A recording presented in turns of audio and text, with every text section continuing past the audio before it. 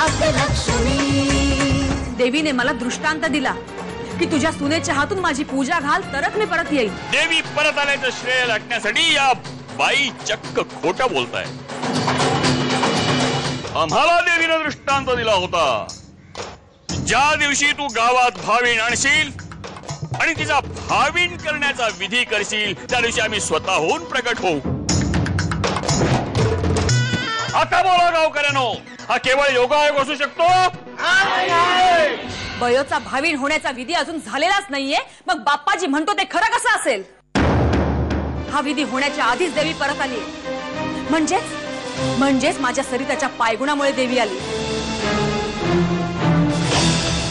कारण माझी सून भाग्यलक्ष्मी। या मोहिते कुटुंबातल्या एकाही व्यक्तीला गावातल्या कोणत्याही धार्मिक कार्याचा विधी निषेध नसतो। थोतांड वाटतं त्यांना ते।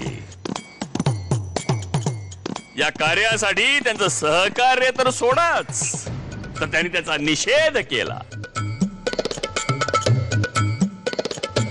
एवढंच नव्हे तर अडथळे आणण्याचा प्रयत्न केला।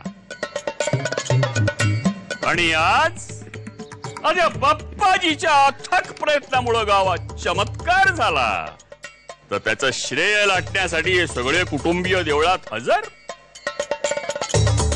तुमच्या या अशा प्रयत्नामुळे तुम्ही आणखीनच थिट्या वाटता। पापी आहेत ही लोक, खोटं बोलतात, खोटाडी आहेत। देवीच्या बाबतीत खोटं बोलताना जीभ धजावते कशी यांची? नक्की काय झालंय भाऊ? सत्य काय ते फक्त मला माहिती आहे। देवी देवळात प्रकट झाली ती फक्त काशीमुळे। काशीनं गाभाऱ्यात पाऊल ठेवलं आणि देवी देवळात प्रकट झाली।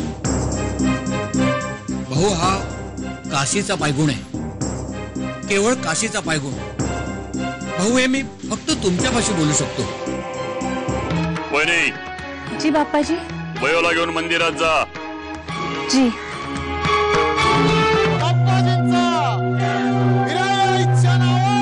बयो, आता गुरव काका जसं सांगतील ना तसं समज करायचं। घाबरलीस वय ग? हे बघ, तुला जर काही लागलं ना तर मला हाक मार।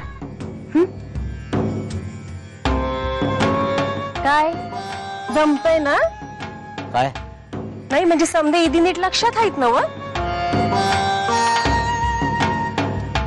मागच्या वेळी काशीच्या येळी केला तसा घोटाळा करू नका। या वेळेस बाप्पाजी काय बी खपवून घ्यायचे नाहीत। आज ते माशीवाणी उचलतील आणि काळ्या डोळ्यात फेकून देतील तुम्हासनी। तेव्हा समदे विधी नीट करा। नाही म्हणजे काय, आता मी आवाज आहेच, तर आता तुम्ही जर काही घोटाळा केलात ना तर उद्या इदवा बी होईल। आपली पूजा झाली आहे, आपण निघूया। थांबा धनाजीराव, तुम्ही असे इथून निघून जाऊ शकत नाही। आम्ही इथे थांबावं की जावं हा आमचा अधिकार आहे। हो, या ठिकाणी बयोला भाविण करण्याचा सोहळा होणार आहे आणि तो सोहळा सोडून जाणं तुम्हाला शोभत नाही। हा सोहळा तुमच्या मर्जीने होतोय। हो, पण हा गावासाठी होतोय, गावाच्या भल्यासाठी होतोय।